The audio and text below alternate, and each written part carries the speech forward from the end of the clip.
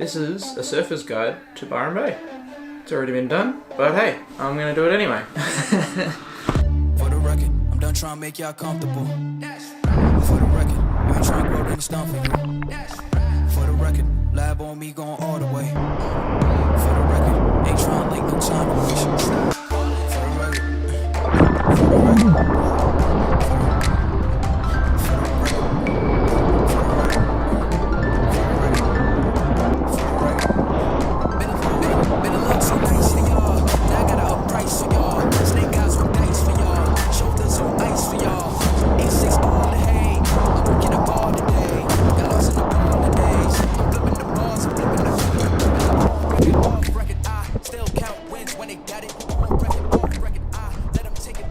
That's why we love the pass. Holy shit.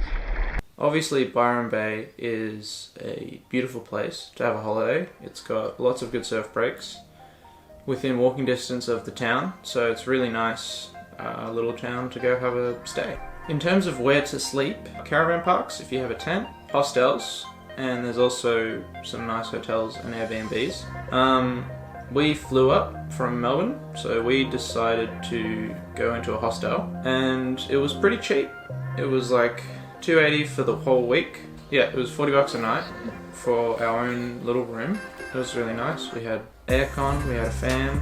Not that we needed it, because it was actually really nice temperature this time of year. It was June, so middle of winter in Australia. I looked at how much it would cost for me to take a board to Byron and back through Jetstar, and it was going to cost around $120 to take a board. And if we hired boards, then we didn't have to go through the checked baggage at the airport. We didn't have to worry about our boards getting damaged, and we could change boards. So this is one of the cool things about some of the places where you can hire boards, is if you hire out a board for a week, you can go in and change any time throughout that week with any of the boards. So that we ended up doing that, so that was good. That was worth it.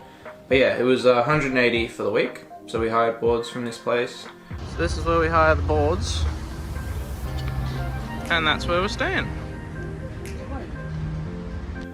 We originally took out 2 mids, but we ended up swapping out one of the mids for a log because it was pretty small. We got these CI mid looking things. Tell me that doesn't look like a CI mid.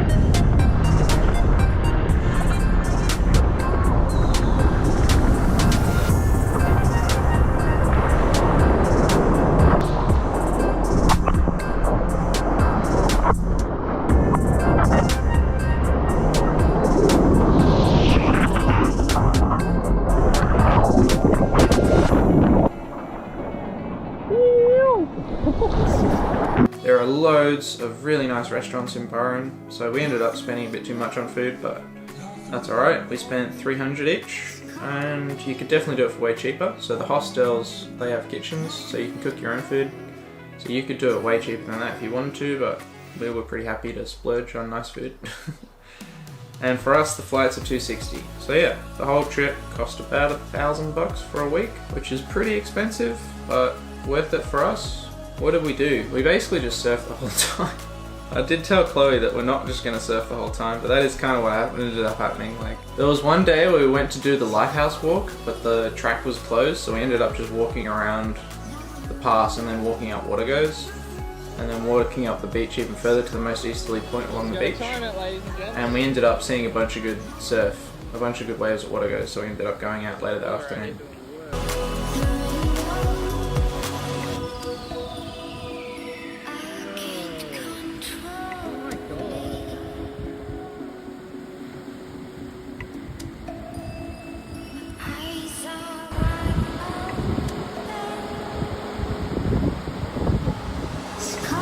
He's already up.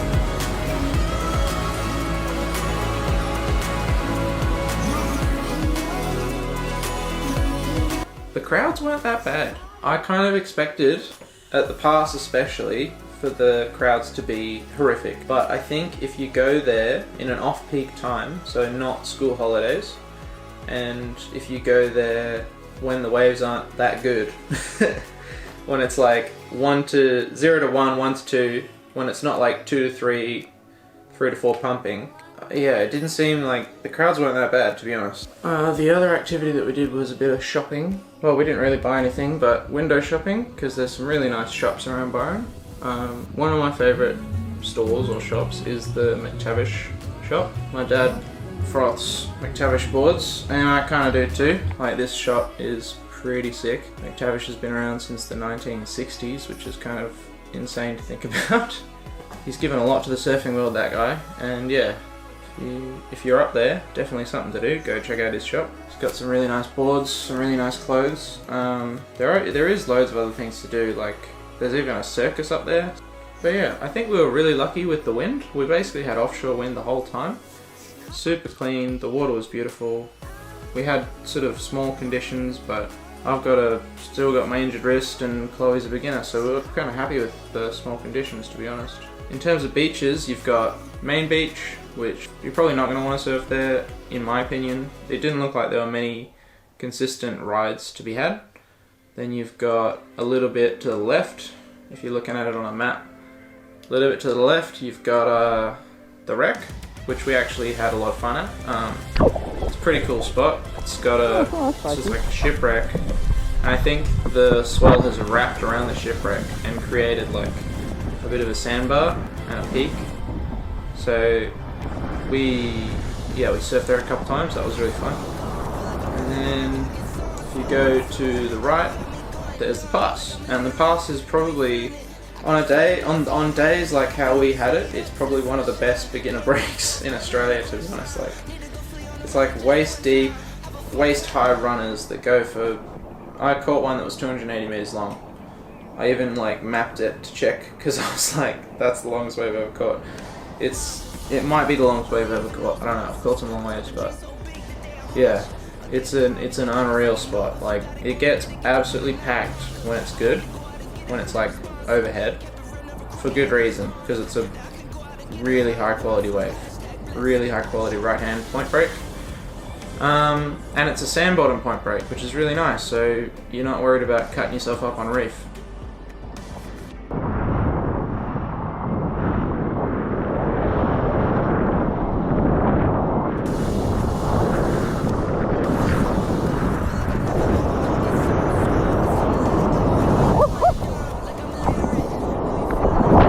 That's why we love the pass. Holy shit. Anyway, and you go around the pass and further along, and that's Watergoes. And Watergoes is it's a similar sort of setup. It usually gets a little bit more swell, so when the pass is really small, you head over there.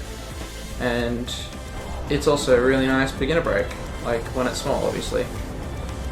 Really nice point break. We were just surfing the inside section, but I'm sure if it's big enough, you could go from all the way up the top, all the way through. And then you go further around, and that's the most easterly point, and then you go further around, and then there's Tallows. And Tallows is like a pretty, not as nice for beginners. It's a beach break. If this side, if the pass and Watergoes is getting no swell whatsoever, Tallows is probably getting something. And if it's onshore at the pass, it's probably offshore at Tallows, and vice versa. So if there's wind to worry about, which we didn't have, then yeah, you can think about that like that. If you go on peak times, it can get really hectic busy. So yeah, there's a little rundown of our week in Byron. A little surf traveller's guide to Byron. It's a great setup. Thanks for watching.